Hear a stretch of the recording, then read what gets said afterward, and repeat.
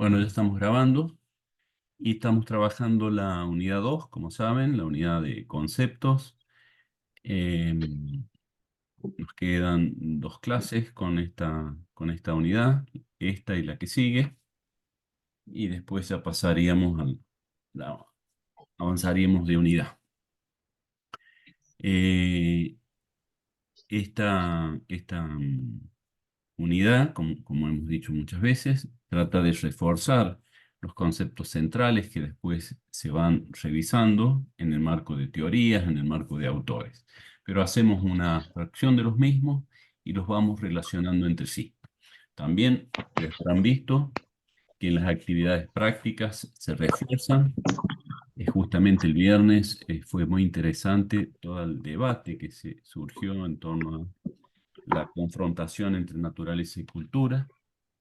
En una de las comisiones, personalmente, en la segunda, ¿no? Fue sorprendente cómo la pregunta sobre si la agresión era una forma natural o cultural, cómo eso movilizó, sale a la luz que estamos viviendo situaciones de violencia en la calle, en las redes sociales, en las familias. Y bueno, es un tema claramente preocupante, ¿no? Bueno, entonces el sentido de todo esto tiene que ver con eso, ¿cierto? Reflexionar, analizar, dotarnos por ahí de algunas ideas, de categorías teóricas que nos permitan avanzar. Habíamos trabajado, lo último que trabajamos fue sociedad y comunidad, dos tipos de, de organizaciones sociales, dos lógicas de interactuar en la sociedad. Una más emocional, la otra más práctica, más racional, instrumental. Lo pusimos esa distinción, comunidad y sociedad, como una distinción que reaparece en muchas organizaciones, como iremos viendo acá, por ejemplo, cuando veamos esta que están en el Power acá, familia, empresa, veremos también que algo de lo que dijimos de comunidad está en la familia y algo de lo que planteamos sobre cómo es una organización social está en las empresas, ¿no?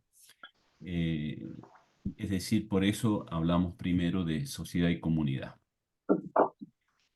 Pero vamos a partir del concepto de organización, porque también es un concepto que nos sirve para encontrar ciertas características comunes, no solo en lo que vamos a ver de familia y empresa, sino, por ejemplo, de Estado y mercado, que serán otros conceptos que vamos a ver hoy mismo.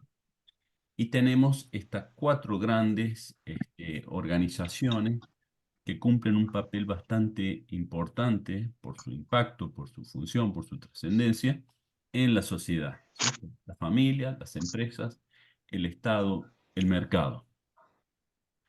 Pero veamos qué significa una organización, qué queremos decir con organización. En primer lugar, también anticipar que cuando veamos sociologías especiales, que son ramas de las sociologías, vamos a ver sociología de las organizaciones, que paradójicamente, ¿cierto? O extrañamente, es un área de dentro de la disciplina sociológica que ha empezado a desarrollarse como conocimiento no hace mucho tiempo, ¿no? Es una de las últimas ramas que surge dentro de la sociología.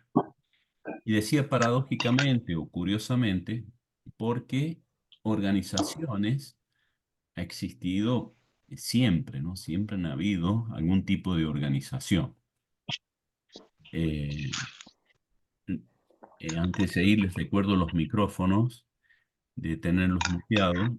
Por supuesto que para cuando van a hablar se les mutea, ¿cierto? Me parece, Ana, que tienes el micrófono abierto, Ana Lucero. Bueno, ¿qué es una organización? Y decía yo que desde prácticamente siempre ha existido algún tipo de organización. Pensemos, por ejemplo, en comunidades muy originarias, muy milenarias. No me gusta usar la palabra primitiva porque tiene una cierta carga de estimación, pero hecha esta aclaración, podemos decir también primitivas. Es un Eh, cura. repito el tema de los micrófonos, por favor. Hay alguien ahí que está tomando un desayuno, que se escucha la tacita.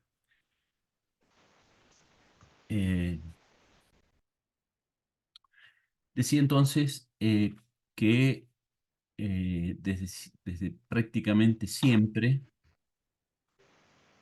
eh, han existido organizaciones, ¿no? Acá lo voy a mutear yo porque se muteó y se desmuteó en el... Ahí está. Siempre ha habido, por ejemplo, ¿no? Esas comunidades primitivas, pensemos que una forma de organizarse fue, por ejemplo, decir, bueno, los hombres van y salen a cazar, las mujeres salen a recoger frutos, ¿no? Esa primer división de tareas implica un cierto, bueno, pongámonos de acuerdo para realizar eh, esto que es necesario para la comunidad, es decir, buscar alimentos. Y ahí surge que es más eficiente dividirse la tarea y no ir todos juntos, por ejemplo, a cazar, porque sobran cazadores, o ir todos juntos a recoger frutos, porque también sobran recolectores de fruta. Con lo cual, dividir la actividad tiene un propósito de hacer más eficiente lo que hay que realizar. Entonces, en esto que estamos diciendo, veamos un poquito, ¿no? Primero, remarcar que parece inevitable que aún en sociedades primitivas hay que organizarse. ¿Organizarse para qué? Para cumplir con una tarea. ¿Mm? Eh, es decir, que hace que podríamos pensar, ¿cierto?, que la organización es un medio para un determinado fin, ¿no? Esto de dividir medios y fines lo podemos pensar como algo típico de una organización. ¿Y por qué? Porque la actividad se desarrolla más eficientemente. ¿Y qué más dijimos? Que hay allí, que una de las cuestiones básicas de una organización es dividir la actividad, es decir, división de trabajo. Dividir el trabajo, unos hacen una cosa, otros hacen otra, surge, como decía, casi desde siempre, pero a medida que pasa el tiempo, la división de trabajo son mayores, más complejas, más especializadas, más diversas. ¿Mm? Uno podría plantear casi y mirar a lo largo de la historia de la humanidad cómo y sigue existiendo cada vez nuevas y más especializadas actividades. Siempre pongo el ejemplo de las mismas carreras universitarias, como el tiempo ha ido siendo o dando cuenta de la especialización, ¿no? Si nosotros pensamos, por ejemplo, en la carrera de medicina, hace 100 años atrás, la medicina tenía una o dos especialidades, ¿no? Porque casi todos eran médicos generalistas. Las primeras que surgen son el psiquiatra, el oftalmólogo, pero hoy la medicina tiene, no sé, 30, 40 especializaciones. Eh, la misma psicología. Psicología, cuando se empieza a estudiar, era una psicología general. Hoy ustedes van a ver en los últimos años cómo tienen materias vinculadas a ramas especiales de la psicología. Psicología del deporte, psicología jurídica, psicología laboral, psicología clínica, etcétera. Y esas ramas reflejan que la sociedad demanda esas especializaciones. Es decir, la división de trabajo es un proceso casi continuo que se viene gestando desde hace miles de años, ¿no? Y continúa, no se ha detenido el proceso de especialización de actividad. la cual por supuesto se nutre de justamente del conocimiento, donde las universidades aportamos la investigación, la enseñanza, aporta también a que se vaya profundizando conocimientos en determinadas áreas y eso impacta también en que surgen nuevos trabajos, nuevas actividades en virtud de estos nuevos conocimientos que se van produciendo, ¿no? Si hay algo que cada vez es mayor, que se va gestando, son las disciplinas, son las ciencias, son las técnicas, y esto habilita, digamos, a profesiones. Bueno, a medida también que estas organizaciones se van complejizando, ¿cierto? Volvamos de vuelta. Los hombres hacen una tarea, las mujeres otra. También allí, en esa división, van a aparecer ciertas reglas a respetarse, ¿cierto? Bueno, ¿qué hombres van? ¿Qué mujeres van? ¿Van a ir todas las mujeres a recoger frutos?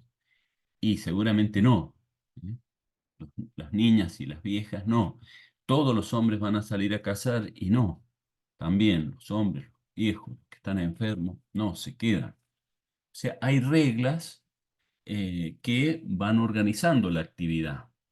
Reglas incluso de la misma actividad de cazar, ¿no? ¿Quién va adelante? ¿Quién avisa? Vamos todos juntos en una misma línea. Es decir, reglas que hacen más también eficiente la actividad a llevar a cabo. Bueno, imagínense en ustedes si hay división de tareas, si hay reglas, si hay propósitos en esas simples actividades, ¿qué es lo que sucede por ejemplo, en una institución compleja como las que hoy vivimos? Por ejemplo, la universidad es una manera, es una institución, ¿cierto? Las instituciones son un tipo de organización, es una institución muy compleja, ¿no? A diferencia de un clan, que a lo mejor en un clan vivían 30, 40 personas. En una universidad, la actividad que se lleva a cabo hay 20, 30 mil personas, ¿eh? Caso de la Universidad Nacional de San Luis, una universidad grande que superamos, estamos ahí, no sé bien el número, pero más de 10.000, sé que somos, cerca de 20.000 estaríamos entre alumnos, docentes. Es prácticamente una ciudad y el número tiene su impacto porque uno no puede conocer 10.000 personas. No sabés, a veces a mí me preguntan, ¿conocés vos que sos docente? ¿Conocés al docente fulano de tal? Y no, no lo conozco.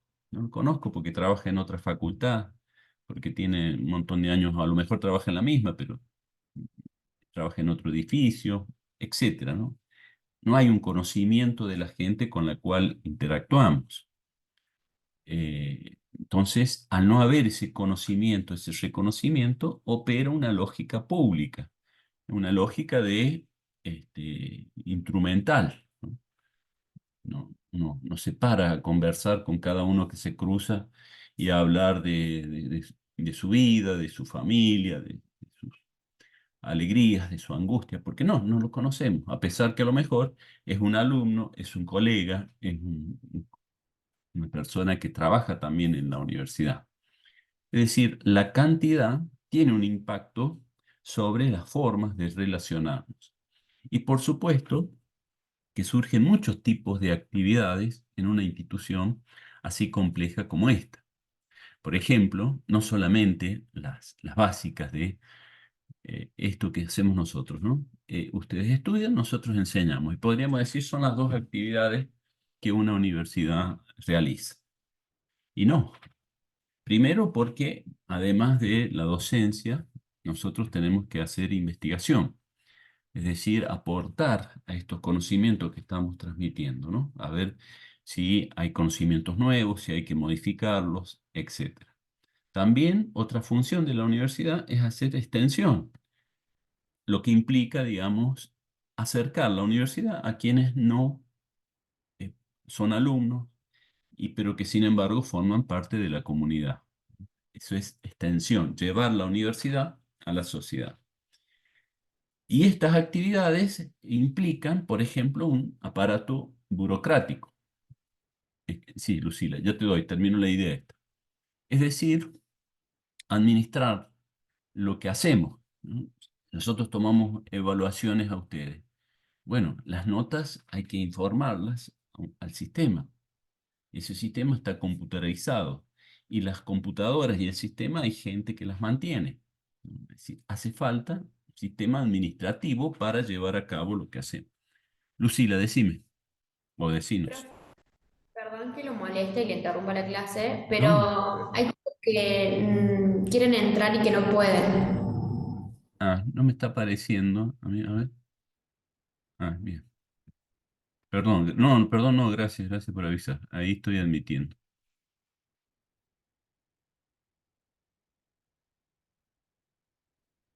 Este,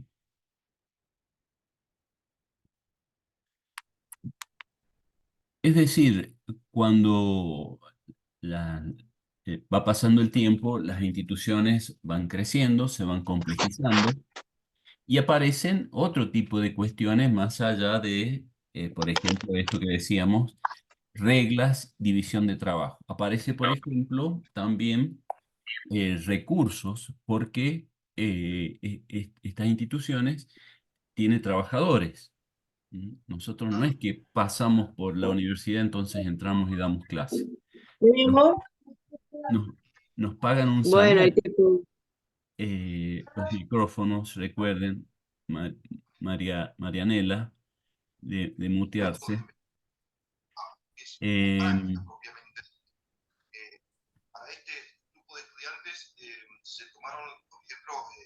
ahí un micrófono, por favor. Este, por ejemplo, entonces, uno al recibir un salario para ir a trabajar, nuevamente aparecen reglas, normas que debemos cumplir, que se nos paga, y se nos paga, hace falta también administradores que lleven los registros de los pagos. Eh, es decir, a las reglas, a la división de trabajo, aparecen los recursos. Toda organización supone también que van apareciendo situaciones nuevas, que hay que tomar decisiones, aparecen problemas que hay que resolver, aparecen conflictos que hay que también de alguna manera atender. Y todo eso supone gestión, personas que se dedican a esa gestión. No estamos todos tomando decisiones en lo que hay que realizar, sino que eso lo hacen, por ejemplo, los decanos, los consejos directivos, el consejo superior, el rector. Con lo cual hay delegación, se delega en representantes este proceso de toma de decisiones. Y por supuesto que si surge esa delegación de actividad, también inmediatamente surge, bueno, ¿quiénes son los que van a tomar decisiones por todos? ¿Y cómo se eligen? Entonces, acá aparece esta otra cuestión, ¿no? En el caso de la universidad, se eligen este, quiénes deben, quiénes son los que asumen esa representación. Bueno, entonces yo les anticipaba que organizaciones, después cuando veamos las sociologías especiales, vamos a volver, pero una aproximación a qué son las organizaciones, creo que algo hemos dicho, ¿cierto? Y remarcar que es imposible vivir en la vida contemporánea si no es por medio de organizaciones, ¿no? Hagamos lo que hagamos, estamos en el marco de organizaciones, obviamente, la universidad. Pero salimos de la universidad y tenemos que pasar por ir, no sé, a vacunarnos. Entonces vamos a un centro de salud, implica una organización. Salimos de ahí y antes de ir a comer pasamos por el súper, lo que implica otro tipo de organización. Y vamos de ahí, quedamos de juntarnos con un amigo a tomar un café. Entonces vamos a un bar. Entonces otro tipo de organización. Y a la tarde vamos a jugar al vóley. vamos a un club y otro tipo de organización, y así. Es decir, vivimos entre nosotros, pero en el marco que son organizaciones. La organización facilita la actividad que desarrollamos. Bueno, dos típicas, ¿no? Que las ponemos como hemos puesto los otros conceptos porque en alguna medida se parecen, pero también difieren y la comprensión de una ayuda a entender la otra, a veces por lo que no es, ¿eh? En este caso, familia y empresa, dos tipos de organizaciones que hoy las distinguimos como separadas, pero que milenariamente, digamos, no estaban separadas, ¿no?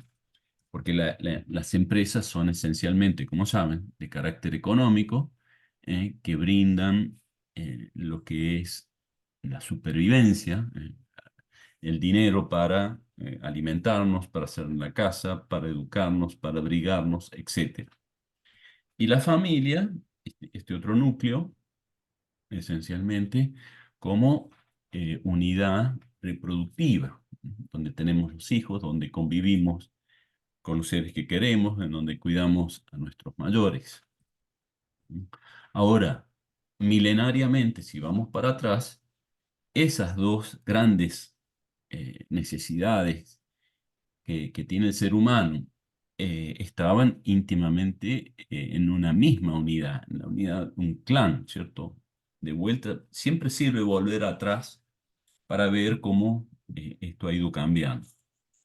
En esas comunidades clánicas, la unidad reproductiva era la misma que la unidad productiva, generar los bienes que la unidad familiar, ¿no? De economía, esto se llama, esto fue así durante miles de años, ¿no? Grupos de economía doméstica, ¿no? Grupos, por ejemplo, y todavía claramente que existen, ¿no?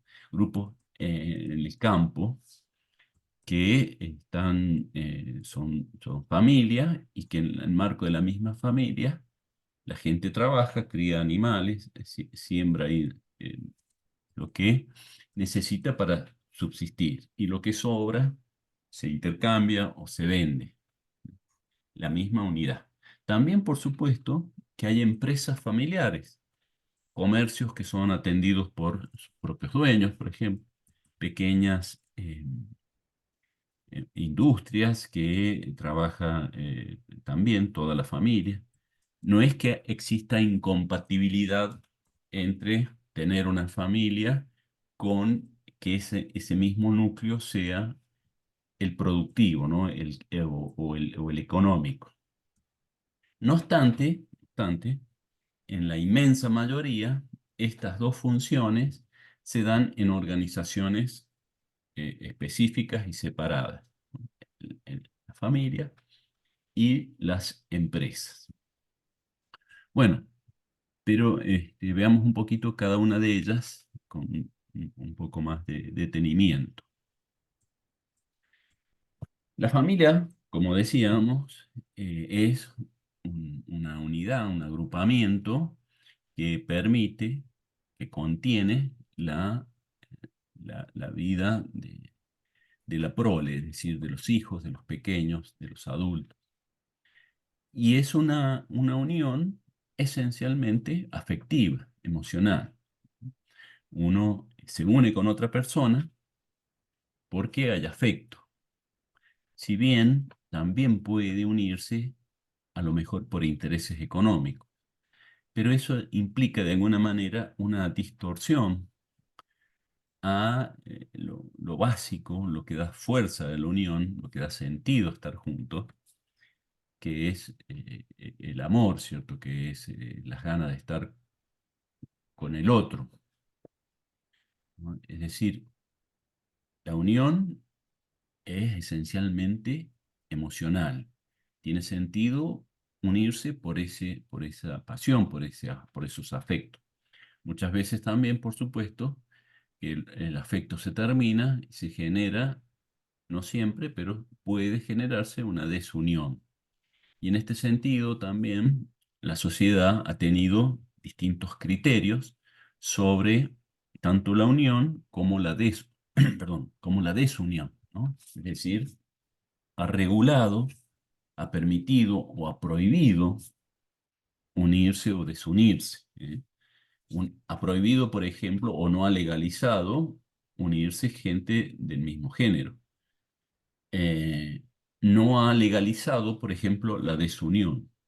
Estas son cosas que en estas últimas décadas se ha ido cambiando, pero lo que nos interesa remarcar, ¿cierto?, es esta posibilidad de formar familias y la regulación del Estado o de la sociedad por medio del Estado sobre estas prácticas, ¿no?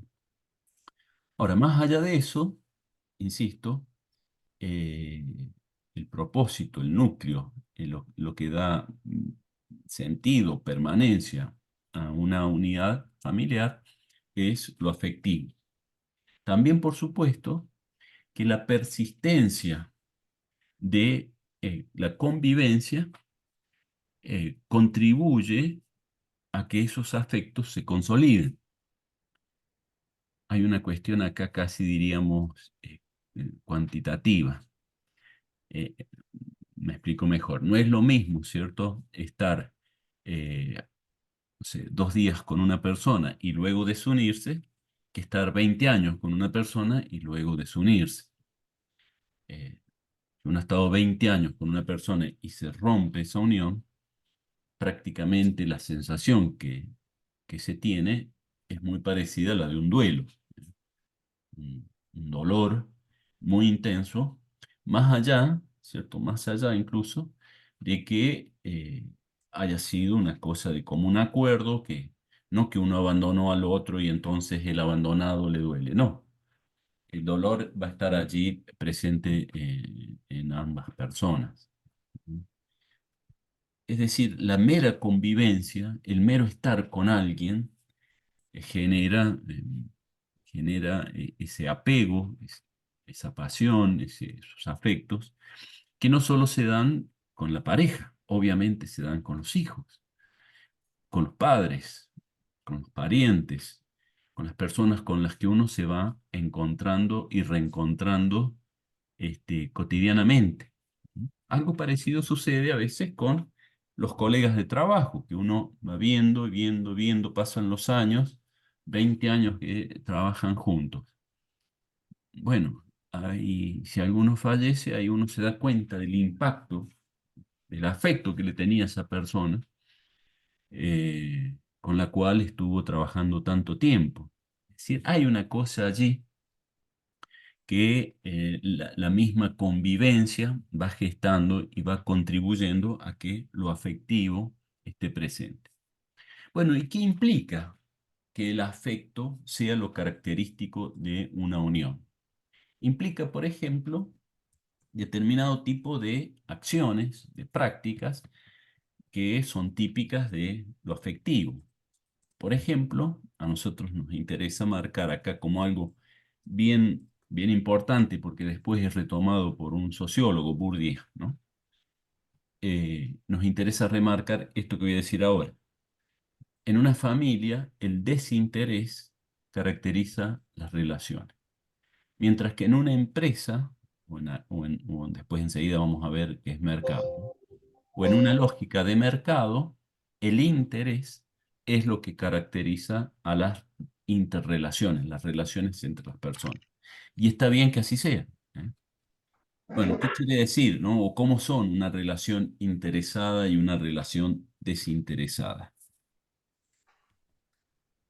En una relación desinteresada es que uno hace cosas con el otro, para el otro, sin tener un fin ahí inmediato. O sea, no sé, si un padre ayuda a un hijo a estudiar en la universidad y el hijo logra estudiar por el apoyo, ¿cierto?, de los padres, cuando se recibe, los padres, no sé, están ahí en el festejo, después que festejan le dice, bueno, Margarita, mira, Tardaste 6 años en hacer tu carrera. ¿Sabes cuánto nos costaste? Tanto, ¿cierto? $50.000. ¿Cómo pensás devolvernos esos $50.000? No sucede, ¿verdad? Se apoyó a Margarita, los padres apoyan a Margarita porque la quieren a Margarita, porque tienen afecto, quieren que se reciba, quieren que sea una profesional. Entonces, ese apoyo no fue un apoyo interesado, fue un apoyo desinteresado. ¿Mm? O como también suelo decir, se fue un hijo de viaje y hace 15 días que no lo vemos. Cuando vuelve, le queremos dar un abrazo. No viene el hijo y nos dice, para papá, te lo doy, pero ¿sabes qué? Necesito 10.000 pesos. Te doy el abrazo si me das 10.000 pesos. No sucede eso, ¿no? No, no, no es un abrazo interesado. Es una muestra de afecto y como tal es desinteresado. Casi lo mismo sucede con los amigos, ¿eh? Vamos a pasear con un amigo, vamos, no, hagamos un campamento junto al camping de la Florida. Nos vamos en un grupo de amigos. Puede ser que alguien allí tenga algún interés que no sea el de compartir, el pasar unos días agradables ahí en la naturaleza. Puede ser, ¿eh? Pero seguramente que si tiene algún otro tipo de interés, no lo dice. No dice que yo voy a ir porque quiero profundizar la amistad que tengo con Jorgito, porque Jorgito tiene un papá que me puede dar trabajo. Entonces, claramente que si eso se da, no lo puede explicitar. No puede explicitar, che, vos estás viniendo acá porque tenés un interés que no es el de pasar un lindo momento en la naturaleza, sino que tenés otro tipo de interés. Esas cosas pasan, pero se tienen que ocultar. No se pueden explicitar porque si la explicita queda mal. Obviamente que desde el vamos también está mal, ¿cierto? No es muy noble de una persona mostrarse amigo para ver qué cosas le puede sacar, ¿cierto? ¿Por qué? Y porque la amistad surge desinteresadamente. ¿Eh? O no debería haber un interés práctico, económico, como en este caso, para forjar esa amistad, ¿no? Bueno, esto sucede en la familia. Eh, lo que estoy diciendo no excluye, ¿cierto? Repito, no excluye que surjan situaciones, surjan casos en donde se da el interés, ¿no? Alguno de ustedes me podría decir, profesor, ¿usted no conoce la cantidad de juicios que hay en la familia por el tema de la herencia?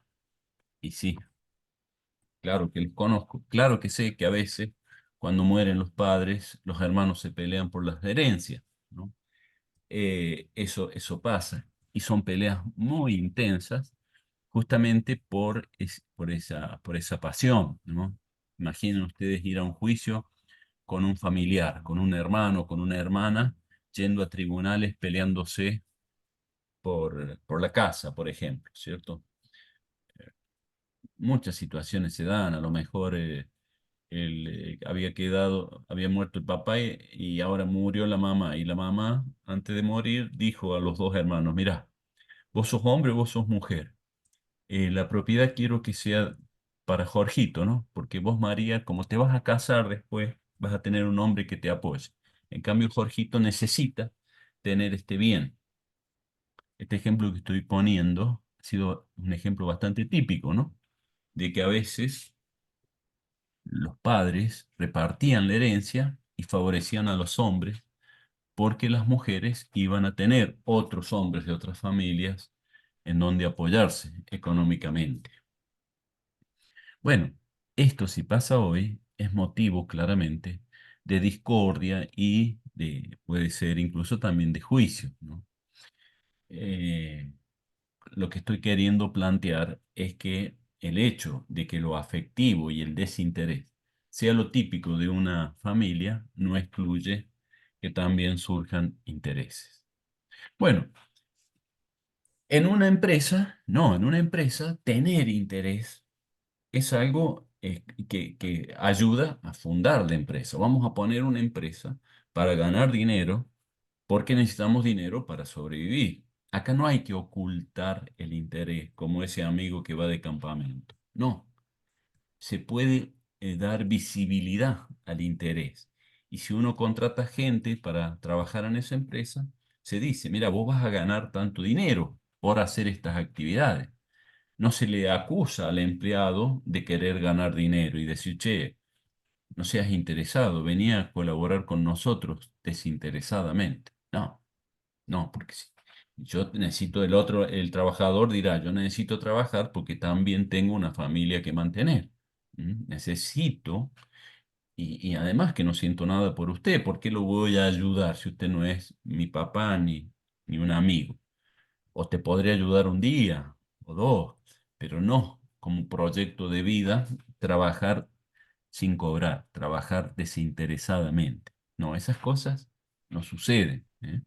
En el mundo de la empresa, el interés es lo básico. Se gestan, se mantienen porque hay un interés económico. No sé, cualquier cosa, ¿cierto? Uno va a un comercio, supongamos, va a comprar una bicicleta y como el vendedor, no sé, medio lo conocía yo cuando fuimos compañeros en el secundario hace 40 años atrás, entonces compro la bicicleta y a la hora de pagar le digo, che, pero ¿no te acordás que éramos amigos cuando éramos estudiantes? Y sí, me va a decir, éramos amigos, pero no por eso te tengo que regalar la bicicleta. Pero no seas interesado. No corresponde, ¿verdad? No corresponde porque esa bicicleta tiene un valor y si uno se la quiere llevar, hay que poner ese dinero. Hay que entender también que esa persona que vende la bicicleta vive de ese trabajo, tiene que tener también una ganancia, etcétera. Entonces, en la empresa, el interés es viable. Ahora, uno se puede preguntar, ¿cierto? Si la familia es una institución, una organización que se ha construido históricamente, que es cultural, o bien es una organización natural, ¿eh? Acá los conceptos que vimos antes nos ayudan a pensar también, en este caso, la familia. ¿Es una institución natural o es una institución cultural? Bueno, y acá tenemos visiones distintas según, por ejemplo, las creencias. Eh, Hay quienes piensan que la familia es una institución natural. Ha sido, desde la religión, digo, ¿cierto? Ha sido así pensada por, por el creador como la institución más adecuada para dar protección, cobijo a los niños, para mantener los vínculos entre dos seres, el hombre y la mujer, como digamos, la coincidencia entre la identidad biológica con el lazo que se gesta. Y además, la permanencia de ese vínculo como algo también del orden natural.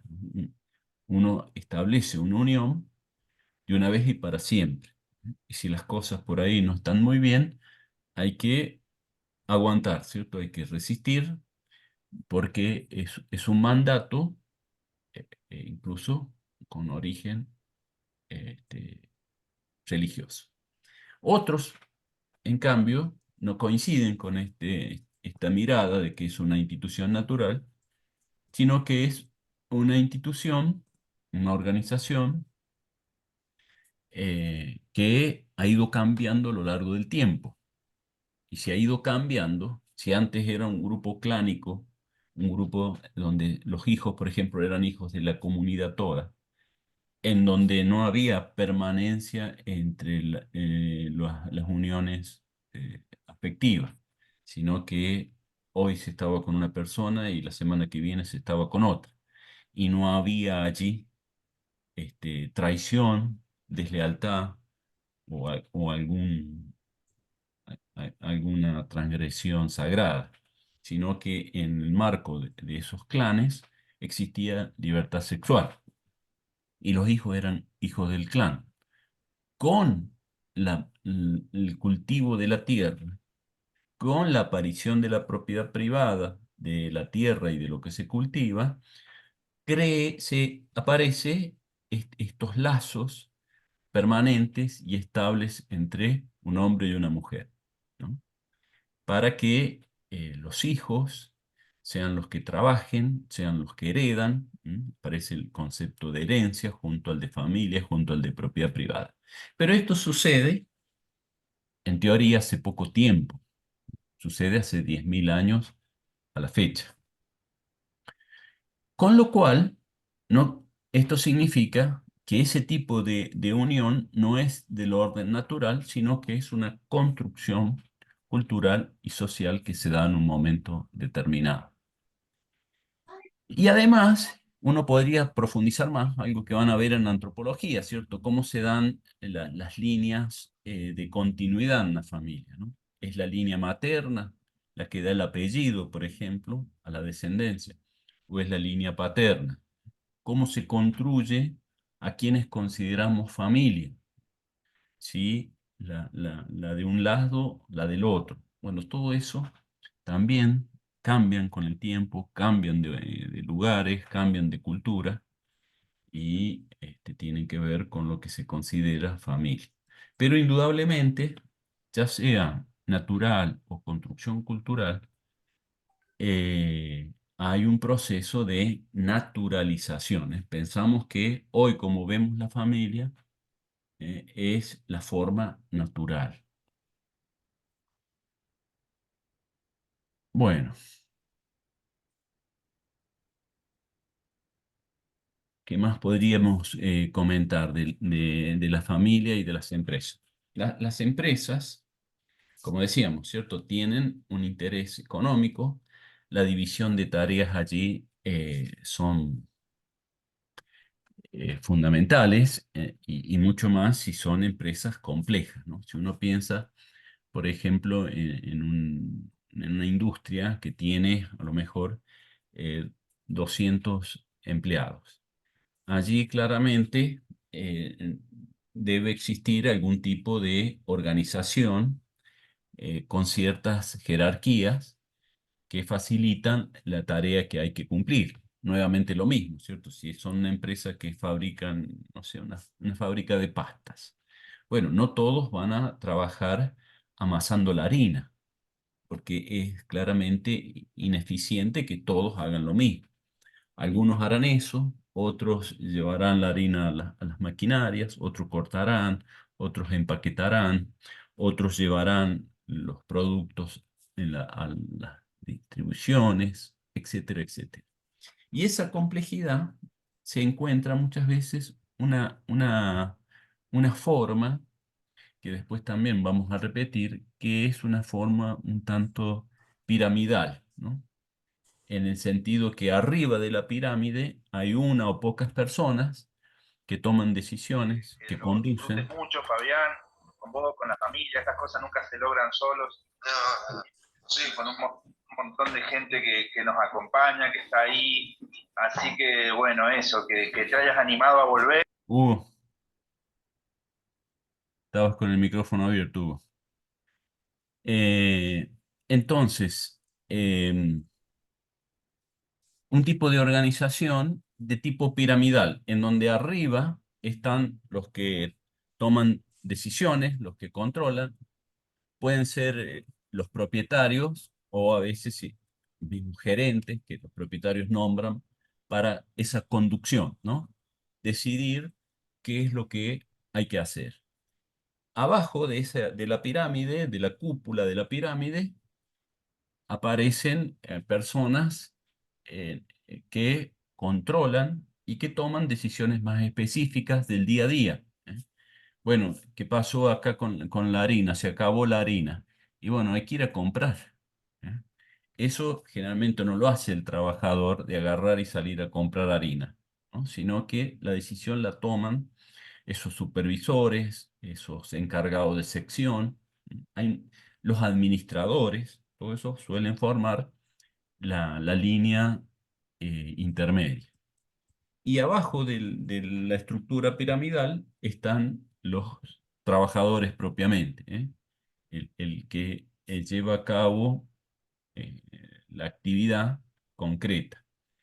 ¿Y por qué decimos estructura piramidal? Por dos razones, ¿no? Una, por una cuestión de cantidad de personas, ¿eh? Uno o pocos en la cúpula, cuatro o cinco en los planos medios y 20, 30 en la parte de abajo, ¿eh?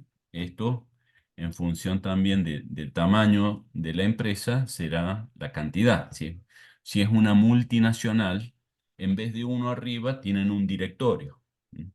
En la parte intermedia, a lo mejor trabajan 500 personas. Y en la base, trabajan 10.000. Esta idea la podemos ver en muchas instituciones, ¿no? Y también, ¿por qué dije dos variables? Porque también hay una cuestión de retribución económica, de prestigio que se pone allí en juego, ¿no? Quienes están en la cúpula generalmente ganan más que quienes están abajo. Y los que están en el sector intermedio suelen ganar también algo intermedio entre los de arriba y de abajo, ¿eh?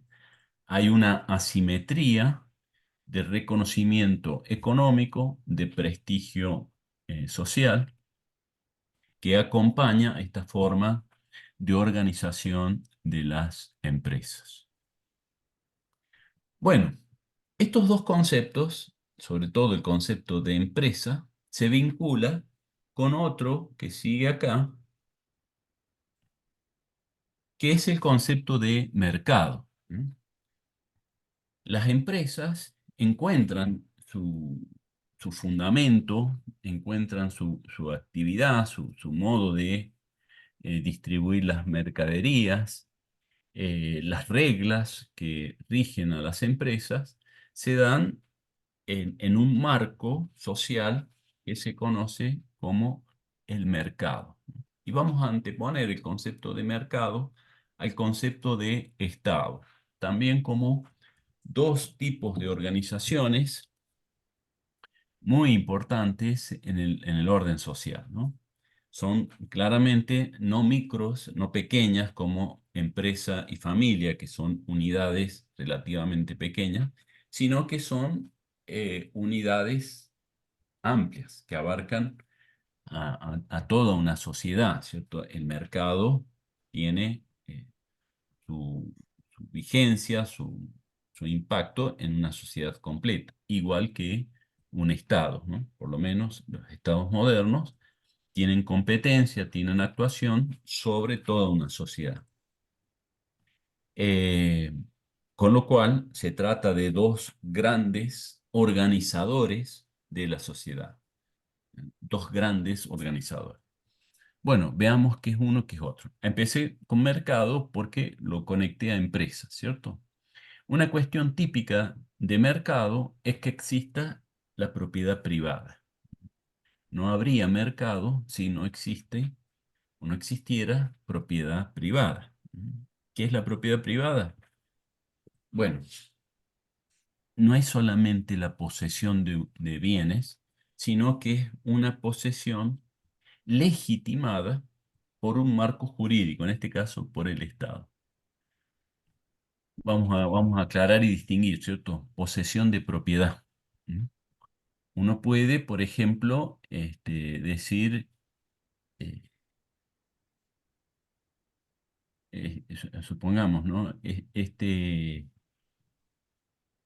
Este pullover me lo regaló un familiar y por lo tanto es mío, ¿cierto? Yo poseo este bien, pero no tengo ningún papel, ni siquiera tengo la factura porque me lo regalaron.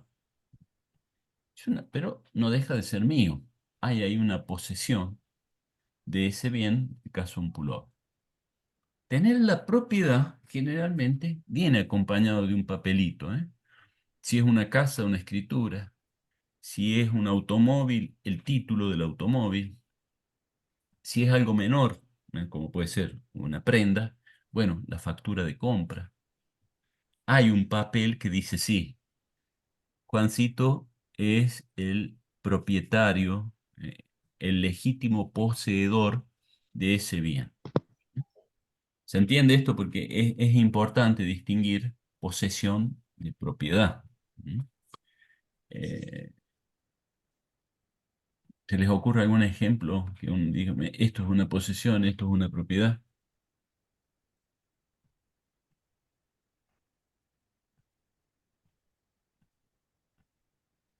No son excluyentes, ¿eh? También podemos decir eso. Por ejemplo, si supongamos existe lo que se llama posesión veinteañal, que habilita a ir a la justicia para que le den el título de esa propiedad.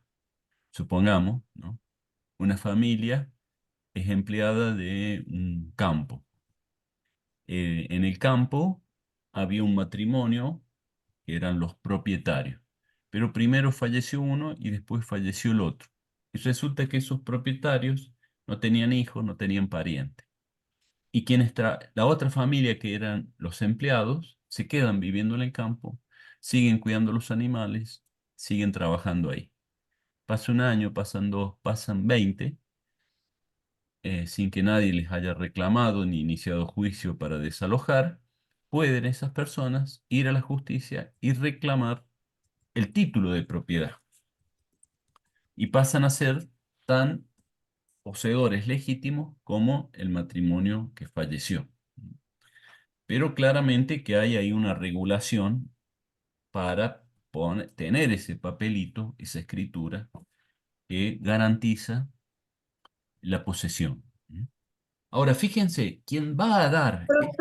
Sí, Entonces, cuando hablamos de, ay, no me acuerdo cuál era la palabra, que estaba posesión y, ajá, claro, posesión. cuando yo poseo algo, por lo general se relaciona a cosas que son heredadas, pues se sobreentiende que se va heredando.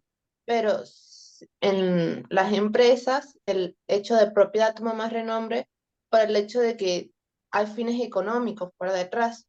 Entonces, como que siempre hay alguien superior, algún contador, algo a quien hay que estar rendiendo cuentas para llevar más o menos un cálculo de las cosas. ¿Ese Claro, sería el sentido? está bien lo que estás diciendo y me ayudaste a distinguir algo muy importante, que es lo siguiente, es Ah. decir, eh, para darnos cuenta de manera más acabada la diferencia entre posesión y propiedad, debemos también pensar que hay distintos tipos de bienes, ¿no? Cuando hablamos de bienes económicos, materiales, que se pueden comprar y vender, por ejemplo, claramente siempre está presente la idea de propiedad. Si me vas a vender esta bicicleta, ¿cómo sé que no es robada? ¿No? ¿Tenés la factura de fábrica, de compra, etcétera? Bueno, dámela, ¿no? Este tema de una certificación en los bienes económicos está siempre dando vuelta. Pero uno puede decir, hay otros bienes, que no se compran ni se venden, pero que se poseen. Por ejemplo, ¿cuál? Por ejemplo, el conocimiento. ¿No? Uno posee conocimientos y uno puede decir, poseo más o poseo menos conocimiento. Poseo conocimientos en determinadas áreas. Uno puede decir, mira, conozco sobre música, conozco un idioma. ¿Mm? Uno posee un dominio en otro idioma. Que eso se puede convertir de alguna manera después en un intercambio, conseguir dinero. Y sí, claro, enseño idioma, te pagan, conseguiste dinero. Pero no es factible, en este caso una diferencia con un bien económico, de intercambiar por otro bien. Es decir, uno no puede decir, yo te cambio lo que sé de inglés y vos cámbiame lo que sabes de francés, porque me cansé del inglés, quiero saber francés. No, no puedo. No puedo, no se puede como quien podría cambiar una bicicleta por, no sé, un monopatín. Eso sí, toma esto, dame esto.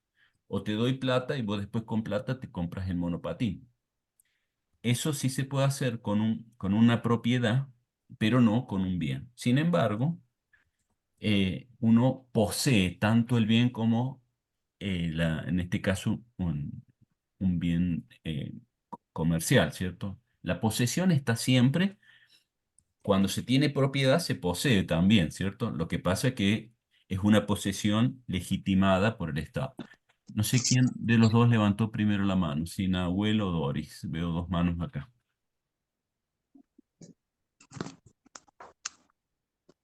Bueno, Nahuel Bueno, entonces o Doris. hablo yo, porque no hablo Nahuel, entonces hablo yo. Buen día, profe.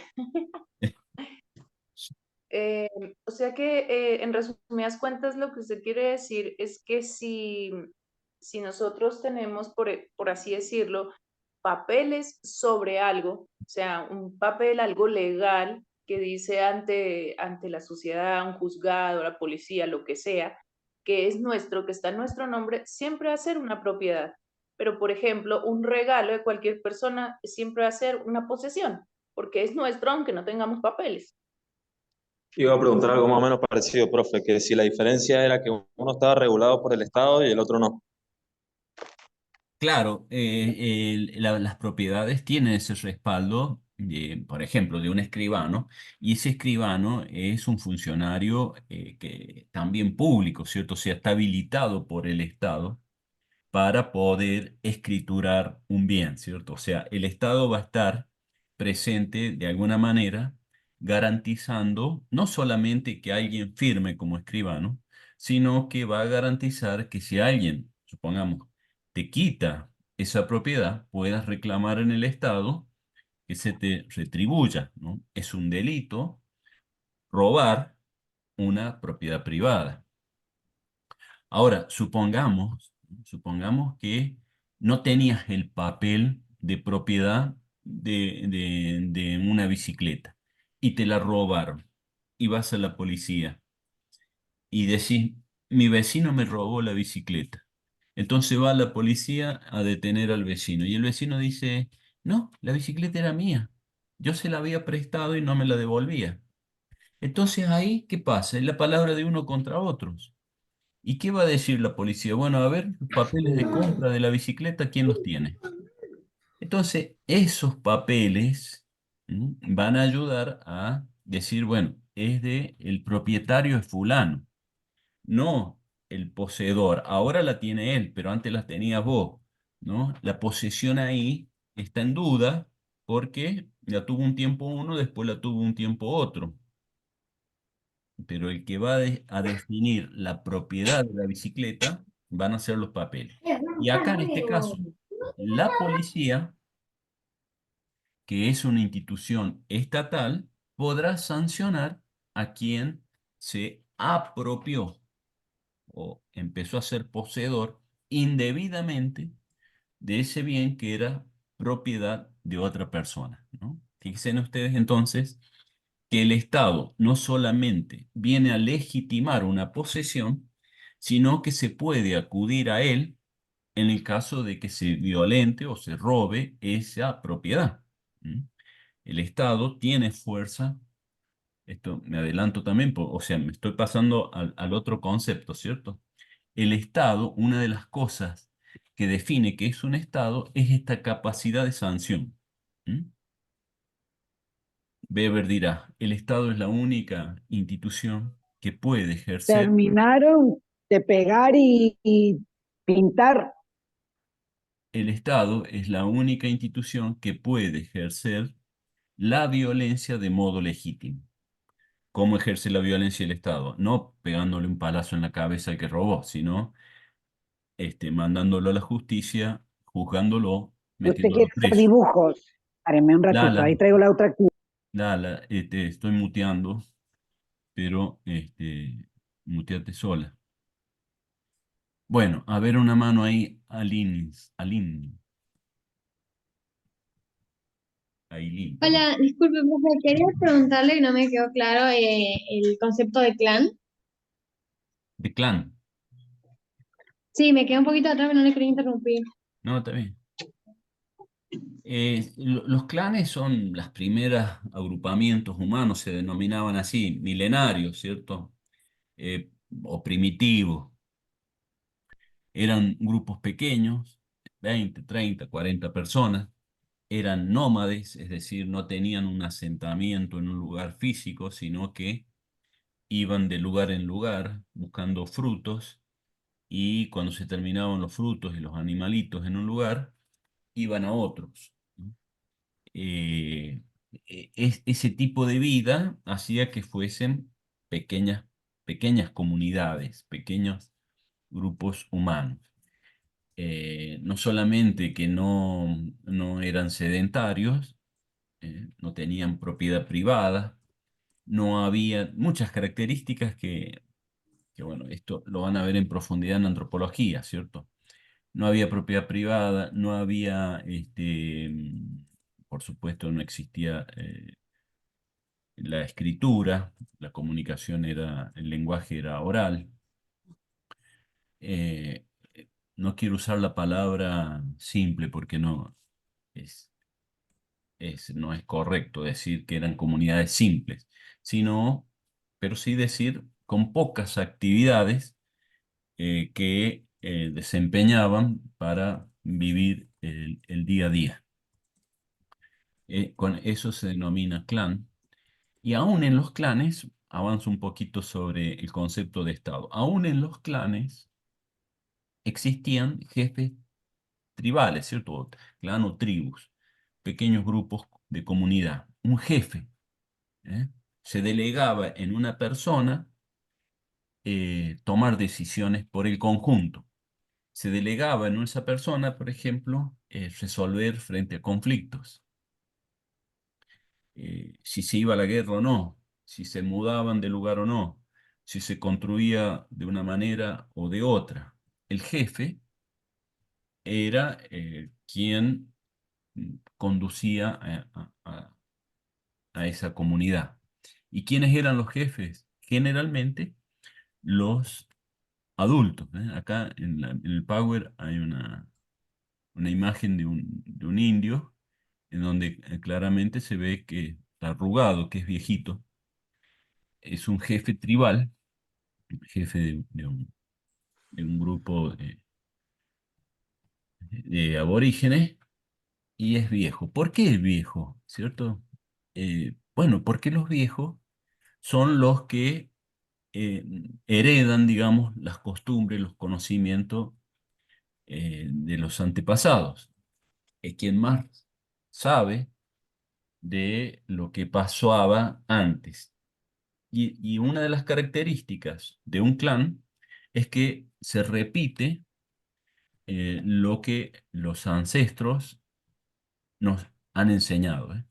Cómo cazar, cómo vincularse con otras personas, cómo hablar, qué ritos, qué mitos, qué tradiciones, cómo vestirse, qué festejar, qué llorar, a qué brindar sacrificios. Todo eso, mandatos de los antepasados, se transmiten de generación en generación. Y el jefe tribal, los más ancianos, son un poco la garantía de esa transmisión de generación en generación. ¿Mm? Eh, pero quiero también vincular a esto y acercarme al concepto de Estado, que el Estado moderno, como conocemos hoy, es una construcción que tiene algo más de 200 años, ¿no? Pero siempre ha habido alguna delegación de poder en una o pocas personas para facilitar no solamente la toma de decisión, el control, la resolución de conflictos, sino como una garantía de la identidad cultural que esa comunidad tiene. Bueno, eh, entonces estábamos trabajando, Gracias. no, de nada, trabajando estos conceptos de posesión, propiedad, y formaba parte de la distinción la presencia del Estado en, eh, sobre quién, para pasar de posesión a propiedad, ¿no? Entonces decíamos que el mercado opera y permite que las propiedades circulen, se vendan, se produzcan, se comercialicen con mayor libertad, ¿no? Es decir, el mercado es un ámbito de libre circulación, libre producción de bienes económicos. El mercado es un espacio en donde es posible comprar y vender, en donde es posible algo que es muy, muy constitutivo de lo social, que es el intercambio. Intercambiar un bien por otro. Lógicamente que de vuelta casi nos retrotraemos para atrás en el tiempo, el canje de una cosa por otra es el origen de la actividad económica, ¿no? Una persona hacen pan, se sitúan en un lugar compartido con otros y cambian pan por, no sé, por azúcar. En los intercambios fue las prácticas económicas más primitivas. Hasta que un día alguien dijo, para agilizarlas, podemos inventar una referencia que potencie los intercambios. ¿Por qué? Y porque si yo tengo pan, pero no necesito azúcar, yo estoy necesitando un abrigo, por ejemplo. Ahora resulta que quien tiene el abrigo eh, puede necesitar pan, pero no tanto pan como el que vale un abrigo. Entonces todo eso va trabando los intercambios, ¿no? Yo no sé si ustedes alguna vez han ido a algún club de trueque, que por ahí todavía existen algunos, ¿no? Aparecen en las crisis económicas, reflotan los clubes de trueque. Aún los clubes de trueque se inventan una especie de papelitos de monedas para agilizar los intercambios, porque, bueno, uno hace un budín y el budín y quiere, no sé, un cuadrito, pero el que tiene el cuadro no le interesa el budín, pero sí le interesa ese papelito que tiene el que tenía el budín, porque se lo dio a otra persona. Entonces va con el papelito o junta dos o tres papelitos y adquiere el bien que quería. Entonces, el mercado es ese espacio de intercambios de mercancías. Y el mercado supone cierta libertad en el ejercicio de bienes que se intercambian. Si yo quiero sembrar, tener una huerta, tengo que después contar con una sociedad que me permita a mí llevar mis tomates, mis papas a algún lugar y venderlas. Si me encuentro con alguien que me dice, mira, no, vos no podés traer papa, porque la papa la estamos trayendo de este otro lugar, bueno, claramente no está operando una lógica de mercado. Las lógicas de mercado se caracterizan porque el intercambio se da bajo condiciones de libertad. ¿Qué producir? ¿Qué vender? ¿A cuánto vender? Si yo quiero vender la papa a 10.000 pesos el kilo, puedo hacerlo. Ahora es probable que no la logre vender. ¿Por qué? Y porque hay otros vendedores de papa que la tienen, no sé, a 1.000 pesos el kilo. Entonces forma parte de la lógica de mercado tener la libertad no solo de producir, de vender, sino de poner el precio que uno estime. Ahora, ese precio que uno estima tiene también una regulación, que acá hubo un famoso Adam Smith, se llama, que decía una especie de mano invisible, que no es que haya una mano celestial invisible ahí ordenando, sino que hay una especie de regulación y ordenamiento espontáneo que surge de la oferta y de la demanda. Si hay otro vendedor que vende papa, los vendedores compiten entre sí para vender y esa competencia va a impactar sobre el precio de la papa. No voy a poder vender a 10.000 pesos el kilo de papa porque hay otro vendedor que seguramente la va a ofrecer a 9.000. Pero si hay otro más, ese otro a lo mejor la pone en 8.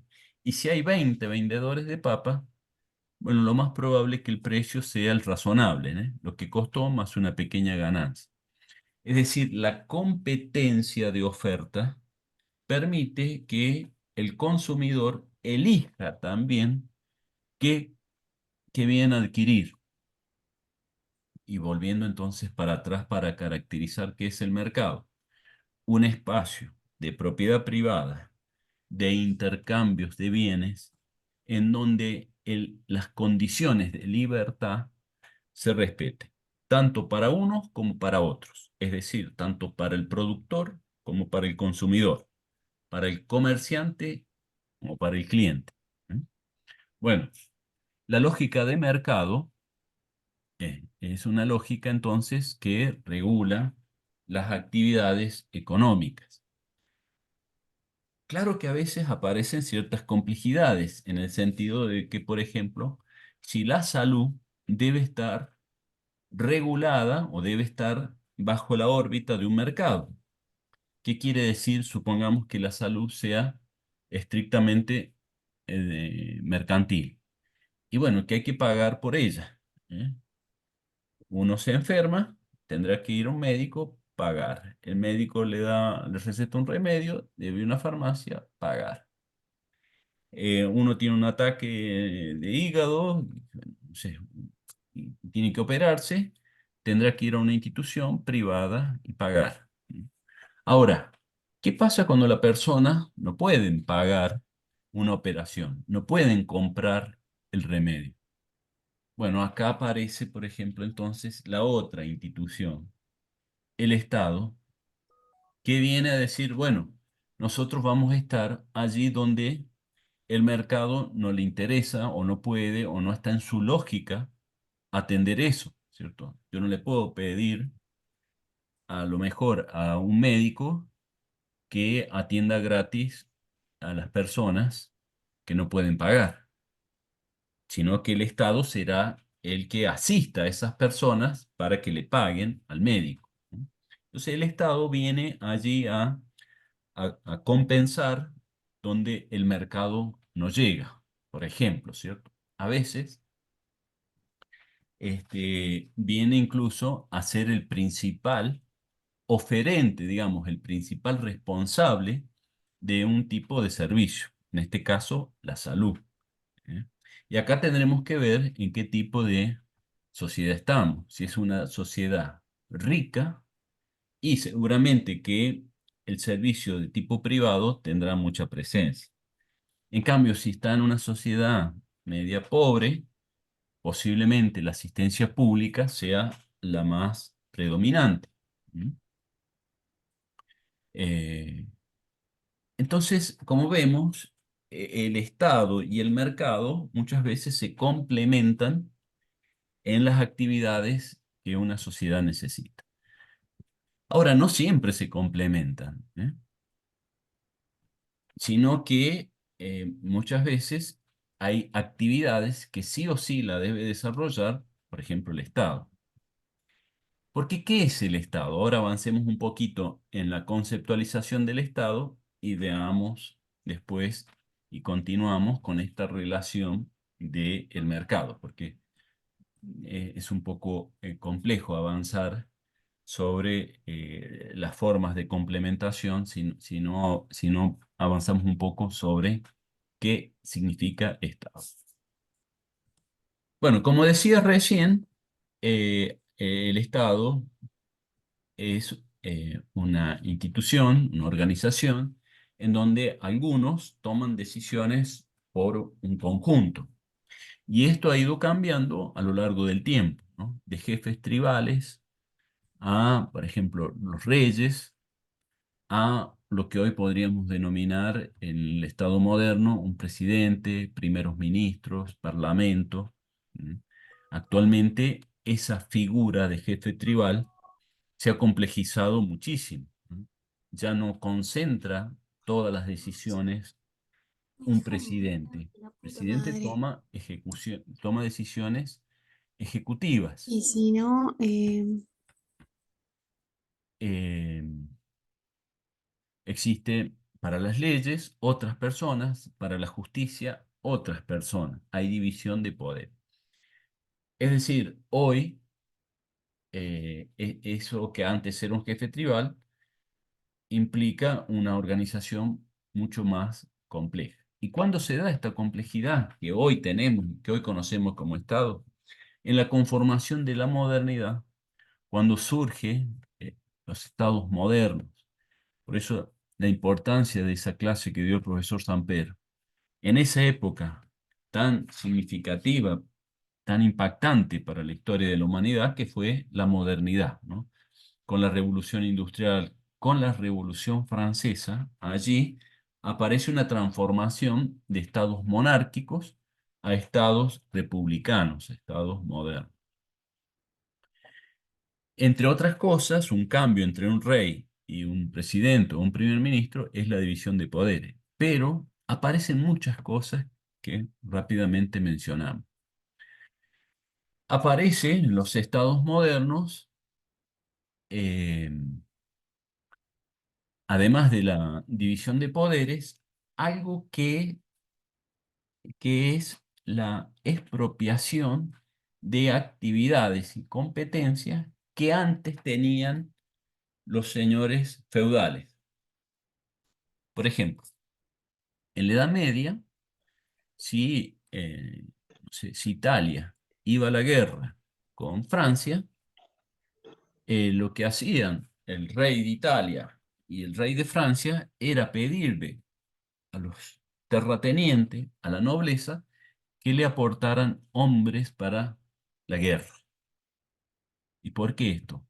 Porque el rey no tenía un ejército nacional, sino que el poder militar estaba en manos de los señores feudales. Lo que viene a hacer el Estado moderno es expropiar, es sacarle esa potestad de armarse, de tener fuerza militar a los terratenientes y formar una institución estatal que concentra ese poder bélico.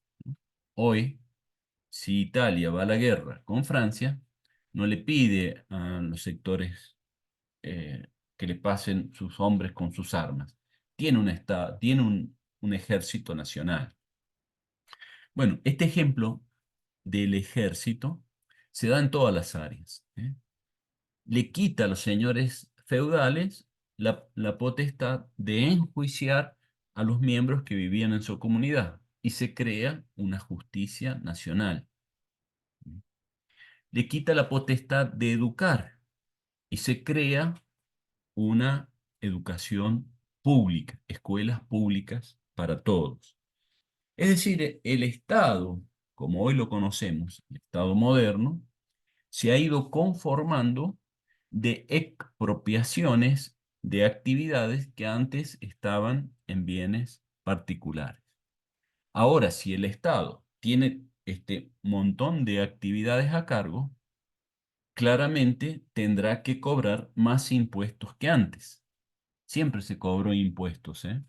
Aún en los estados medievales, el rey cobraba impuestos, quizás no tantos como los que hay ahora, pero sí, ese aparato del reinado que había, con sus empleados, con sus lujos, con su vida que llevaban adelante, sus construcciones y todo, salía de impuestos de la gente. Ahora, cuando el Estado moderno se hace cargo de un montón de otras actividades, la gente tendrá que pagar más impuestos, ¿no? Es decir, que la recaudación de impuestos es lo que permite que el Estado desarrolle sus actividades. Cuando alguien dice no habría que cobrar un peso de impuestos, bueno, la pregunta que sigue es ¿y cómo se llevan a cabo las tareas que cumple el Estado? Bueno, se podrá decir que no las cumpla porque las cumple mal. Entonces se podrá contradecir, pero ¿y entonces quién las va a cumplir? ¿Eh? O sea, acá hay discusiones que son del orden político también, de cuánta presencia tiene que tener el Estado y o el mercado, ¿no? Por eso ahora podemos también avanzar un poco en la articulación entre lo que denominamos Estado y mercado, ¿no? Eh, si si como discusiones que no son de hoy de este gobierno, sino que son históricas, ¿cierto? Que el Estado cobre menos impuestos porque así, por ejemplo, las empresas, pueden aprovechar ese dinero para invertir y generar más bienes. Pero desde el otro lado se puede decir, pero si se cobra menos impuestos, la salud pública, la educación pública, la seguridad pública se van a descuidar. No porque la va a llevar a cabo, hay que dejar que el emprendimiento privado tenga su ofrecimiento de salud, de seguridad, de educación. Otro contraargumento, pero mire, si dejamos que eso sea así, se va a tornar inaccesible para el conjunto de la sociedad acceder a la salud, a la educación, etcétera, ¿no? Ahora sí podemos decir, que, por ejemplo, este gobierno sacó las restricciones a los precios en la salud de las prepagas. Bueno, ¿vieron lo que pasó? Se disparó, no sé, 5, 6 veces, 7 veces el precio de las prepagas. ¿Qué hizo el gobierno? Bueno, se desdijo de pongan el precio que quieran porque los valores se fueron demasiado altos y la gente no estaba pudiendo pagar semejantes montos en la salud. Entonces hay ahí una complejidad, ¿m? De qué actividad tiene que hacer uno, qué actividad tiene que hacer otro. Cuánto pueden articularse y cuánto son incompatibles, ¿no? Ahora, fíjense en ustedes que cuando he estado hablando de Estado, he estado diciendo permanentemente la salud de todos, la educación para todos, ¿m? El Estado como garantía de que algo se puede y es derecho del conjunto. No es una obligación de un sanatorio privado bregar, ¿cierto?, estar atento a la salud de todos. No, un sanatorio privado podrá atender a quienes puedan pagar por su servicio. Sí es obligación del Estado atender la salud de todos. El Estado, por lo tanto, es una institución que tiene responsabilidad sobre el conjunto de una sociedad, que esa responsabilidad no las tienen las empresas. Y está bien que no las tengan, pero está mal también que el Estado no las tenga. El Estado sí debe tener esa responsabilidad. Y si las quiere delegar en el mercado, bueno, se somete a una lógica de que no siempre el Estado le interesa, el mercado, perdón. Porque en la lógica del mercado, lo que hace una empresa es querer ganar dinero. Y es lógico que así sea. Si voy a un kiosco a comprar chocolate, cuando me voy con el chocolate tengo que pagarlo. No le puedo decir, te doy un abrazo y me voy con el chocolate. No. Hacia el sentido de una empresa económica ganar dinero. Por lo tanto, si uno habilita a que existan escuelas privadas, seguridad privada, sanatorios privados, tendrá que pensar que esa gente quiere ganar dinero. Bueno, y está bien. Ahora, que gane dinero de cualquier forma, a cualquier precio, no. Acá el Estado puede regular también cuánto dinero se puede ganar con estos servicios que son derechos también de la población. Porque la gente tiene derecho a tener asistencia en la salud, en la educación, en la seguridad, esencialmente. Entonces, como hay ciertos derechos del conjunto, o bien se hace cargo el Estado, o bien comparte con el mercado esas actividades, pero las regula. El Estado tiene la potestad, el poder, no solo de sancionar cuando alguien se roba algo, sino de generar las reglas de juego, de regular cómo se llevan a cabo determinadas actividades. ¿Mm? Esta es una tarea que lleva a cabo el Estado para garantizar los derechos de todos. Y acá vendrá otra discusión, ¿cierto? Bueno, la educación es un derecho, la salud es un derecho de todos. y es un derecho independientemente de su poder adquisitivo.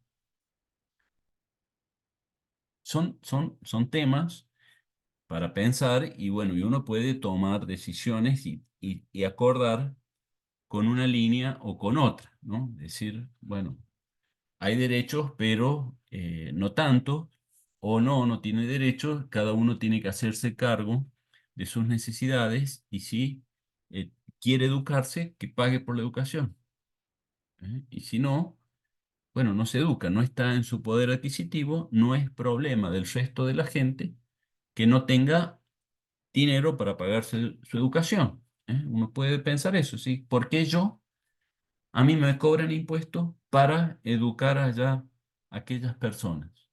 Si ellos no pueden pagarse, problema de ellos, no es problema mío. Son maneras de pensar, son modos de, de proyectar una sociedad y que tiene impacto, ¿cierto?, en la función y en las responsabilidades que el Estado deberá cumplir o no. ¿Mm?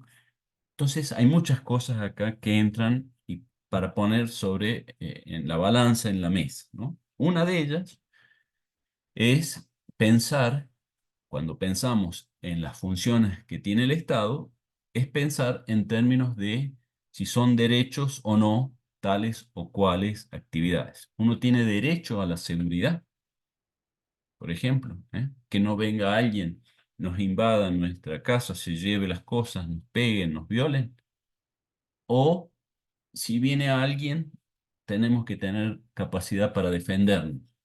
Tenemos que tener la libertad de tener un arma en la casa y si alguien entra, tirarle un tiro y no tener luego problemas con la justicia de ir preso. Porque si me sacaron la protección y me defiendo solo, bueno, que después no me juzguen. O es preferible, digamos, que el Estado se ocupe de garantizar la seguridad de cada uno de nosotros. Bueno, lo que hizo el Estado moderno es justamente sacar esos derechos que tenían las familias, los nobles, los terratenientes, y asumir el Estado esa responsabilidad. ¿Mm?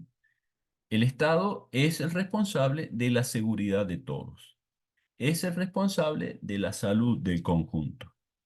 Es el responsable de la educación del conjunto. Pero también de otras actividades que no son rentables, que la actividad privada no les resulta monetariamente factible llevarlas a cabo. Supongamos, ¿cierto? En un barrio determinado no está el pavimento, no hay agua potable, no hay cloacas. Bueno, uno podría decir que los vecinos se organicen y que contraten empresas y que paguen el pavimento, que paguen el agua, que paguen la cloaca, que paguen aquellos servicios que quieran tener. Bueno, habrá cosas que se puedan hacer y otras quizás no. ¿Mm? Supongamos que para tener una red cloacal hace falta invertir mucho dinero porque no hay una infraestructura de cañería para llevar esos residuos a donde deben ir. Entonces, es imposible para ese grupo de vecinos de manera autogestionada llevar adelante esa obra pública. Ahora, ¿qué pasa si no se lleva a cabo esa obra pública? Y posiblemente esa gente tenga problemas de salud, porque no tener cloacas va a ir generando una problemática ahí de sanidad importante. Entonces, el Estado que no asistió con la cloaca, después tiene que asistir en los hospitales públicos atendiendo a la gente que se enferma más por no tener la cloaca correspondiente. ¿Qué quiero ejemplificar con esto? Bueno, que no solamente la actividad de la salud, la educación y la seguridad son responsabilidad del Estado. También el Estado tiene que tener presencia allí donde no es rentable para una empresa brindar el servicio. Una persona que vive alejada de los centros urbanos. Y a lo mejor un correo privado no te lleva la correspondencia o lo que compraste, porque debería cobrarte el triple de lo que vale lo que compraste, o el cuádruple, o el quíntuple. Bueno, y esa persona entonces que está allí viviendo no tiene derechos, no tiene derecho a estar, a comprar, a vender como otro que vive en la ciudad. Bueno, acá alguien podrá decir, y no, ¿para qué se fue a vivir allá? Bueno, se fue a vivir allá porque nació allá, no es que decidió irse a vivir ahí. Allí vivían sus padres, sus abuelos, etcétera, y no sabe cómo insertarse en la ciudad. Entonces, es complejo, en realidad es bastante complejo ver estas compatibilidades o incompatibilidades entre el Estado y el mercado. Ahora, indudablemente que, por más complejo que sea, por más que uno tenga una posición u otra, que uno sea más estatista y otro más privatista, más o más mercantilista, que claramente cada uno de nosotros podrá estar más cerca o más lejos de una posición u otra, ¿no? Eso es indudable y está bien que así sea. Lo que sí nosotros queremos transmitir es que esto es complejo, ¿eh? No es blanco o negro, no es Estado solo versus los malos del mercado, o al revés, no es mercado solo versus los malos del Estado. Al Estado, lamentablemente, el Estado no goza de buen prestigio. No ha habido partido político que haya honrado al Estado. Jamás, ninguno, por lo menos en el Estado argentino. Los que no han robado han sido populistas, los que no han sido populistas han sido dictadores, los que no han sido dictadores han sido ineficientes, los que no han sido ineficientes han sido un poco de cada cosa, etcétera. Nadie ha honrado al Estado como una institución necesaria para el conjunto. El Estado es garantía de todos, ¿no? Un bien público como la salud, la educación, la libre circulación, hay muchos bienes públicos, ¿no? Es garantía de que el Estado esté presente para que estos bienes, estos derechos, se lleven a cabo. Que haya habido malos políticos, malos gobernantes, que hemos tenido militares, eso ha contribuido a que el Estado goce de desprestigio, ¿no? Ahora, no porque por sí mismo el Estado sea una organización criminal. Angélica, Salazar, te muteé yo porque estaba saliendo al aire. El Estado no es una organización criminal. Que haya habido algunos delincuentes y criminales a cargo del Estado es otra cosa. Eso es otra cosa. No es criminal por cobrar impuestos. Necesita el Estado cobrar impuestos porque si no, ¿cómo lleva a cabo sus actividades? Ahora, que se cobre impuestos desmedidamente es otro tema. Que no se cobre impuestos a los que más tienen y que sí se le cobre impuestos al consumo a los que menos tienen, también es otra cosa. Que se les deje evadir dinero al exterior a los que más tienen y que graben impositivamente los alimentos son también concepciones, pero estas concepciones no tienen que ver con la naturaleza del Estado, no son inherentes al Estado o al no Estado. Son visiones de personas que conducen al Estado o critican al Estado y que tienen que ver con una mirada en particular. ¿Dudas, preguntas, comentarios?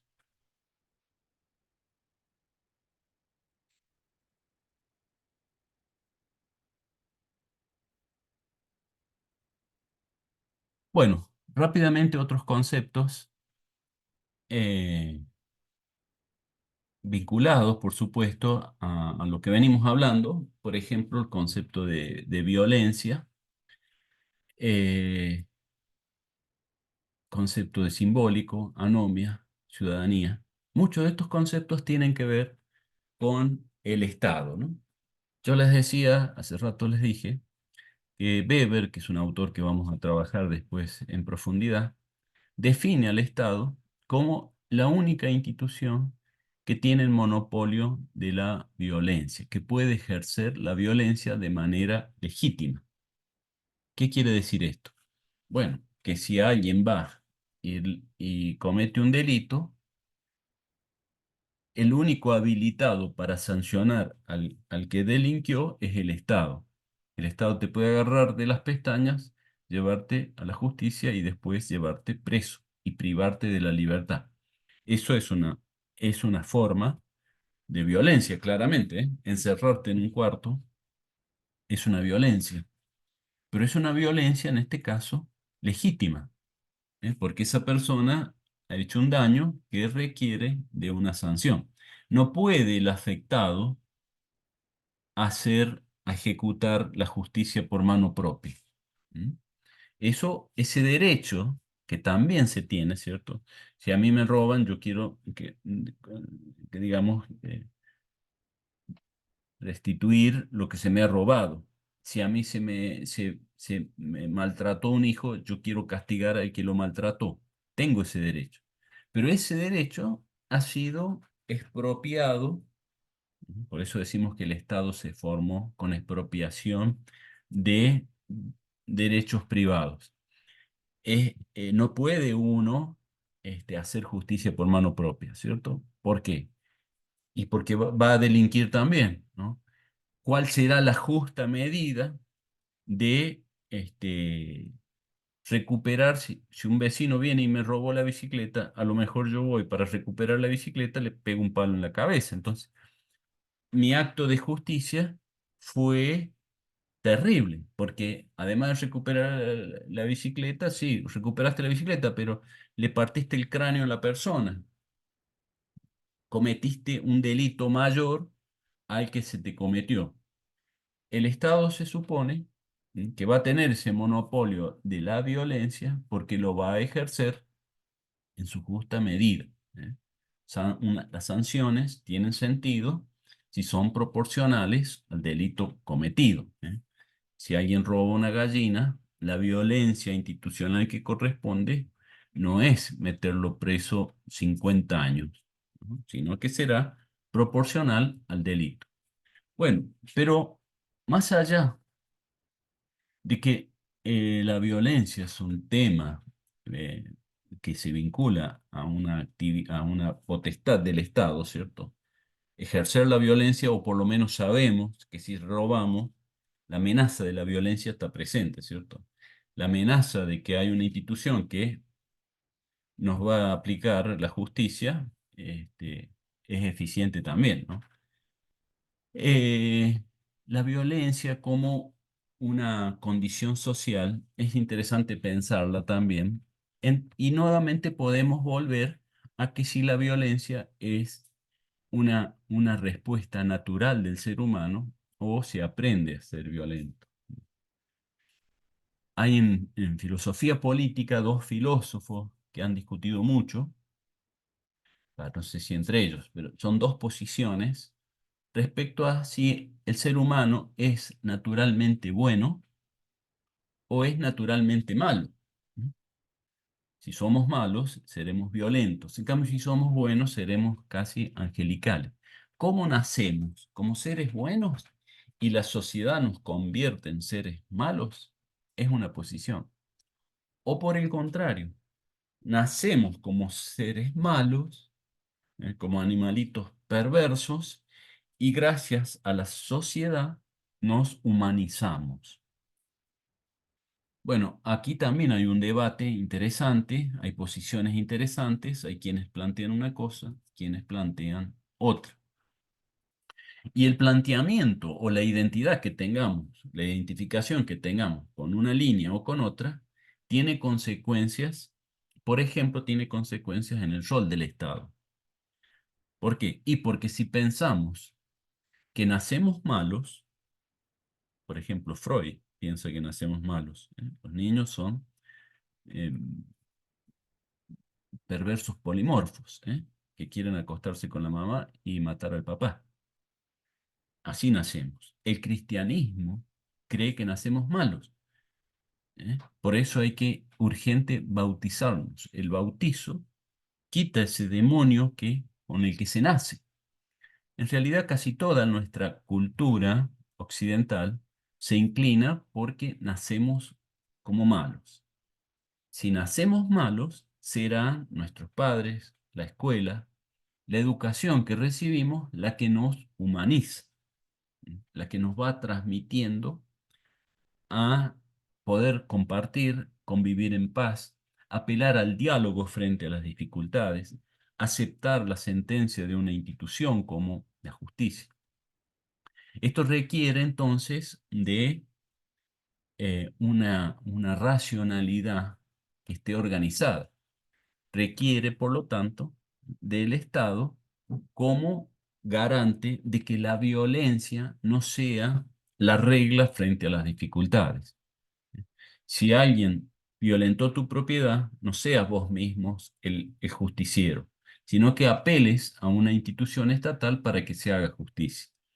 Ahora, claro que esa institución tendrá que poder responder a eso. Bueno, la violencia es un tema que no solamente sucede frente al delito. La violencia también sucede en un hospital. También sucede en una escuela.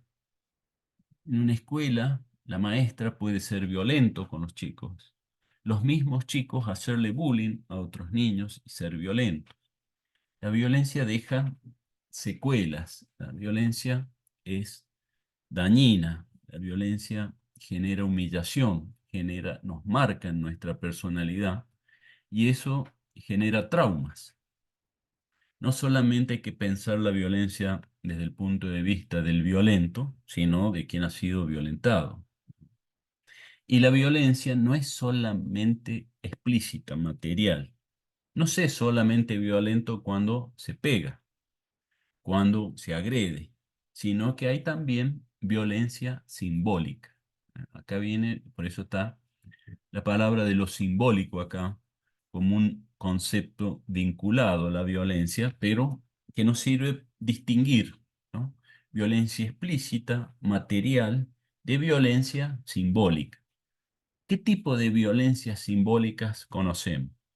Bueno, por ejemplo, justamente eh, por medio de la palabra, negando accesos. Si la educación es un derecho. Si hay personas que no pueden acceder a la educación, se está ejerciendo una especie de violencia simbólica, porque se le está negando la posibilidad de tener derechos y ejercerlos. No vino nadie y se paró frente a la universidad con un palo a decir, ¿vos querés entrar? Toma un palazo. No, sino que se ponen trabas, se pone un arancel, se pone un análisis de qué escuela venís, y si venís de una escuela determinada no podés entrar. Se ponen cupos, entonces entran 50 que pueden pagar o que rinden y que aprueban con 8, 9, 10. Eso es limitar el acceso. Si se limita el acceso a un derecho, se está ejerciendo un tipo de violencia, en este caso, simbólica. Lo que tiene también la violencia simbólica es que generalmente, quien es víctima de la violencia simbólica no sabe que se le está ejerciendo una violencia. Desconoce y naturaliza esa situación de violencia. Quise entrar a la universidad, pero hay cupos para las carreras y bueno, no tuve suerte. Está bien que existan cupos. ¿Está bien realmente que existan cupos? ¿Es algo lógico o hay ahí una restricción que podría no existir? Bueno, en este caso hay un tipo de violencia allí que quien padece esa violencia la acepta. Cuando la víctima de la violencia legitima el uso de la violencia, Se habla de violencia simbólica también. Violencia entonces material, violencia simbólica. Bueno, vamos a dejar acá, dejamos unos minutitos por si hay preguntas, si hay comentarios, y si no, cortaríamos la clase aquí. Antes también quiero decir, no me quiero olvidar, que la clase, que han quedado acá algunos conceptos que posiblemente no los trabajemos, de anomia, alineación, pero no se preocupen porque lo vamos a, como dije, casi todos estos conceptos los volvemos a trabajar con otros autores, los veremos después sin la profundidad que quizás hubiésemos querido. La semana que viene, el lunes, vamos a profundizar un concepto, el de representación, que es importante en sí, pero también que seguro a ustedes les va a interesar porque tiene un condimento psicológico, el tema de representación, que es interesante. De hecho, va a llevar la voz cantante el profesor Hugo, que es de formación psicológica, y que van a ver ustedes cómo les va a ir transmitiendo nexos entre esta palabra de representación con cuestiones psicológicas. Bueno, pero no quiero cerrar la clase sin consultar si hay dudas, si hay preguntas. Carlos, permiso. Una Sí. información con respecto a los prácticos.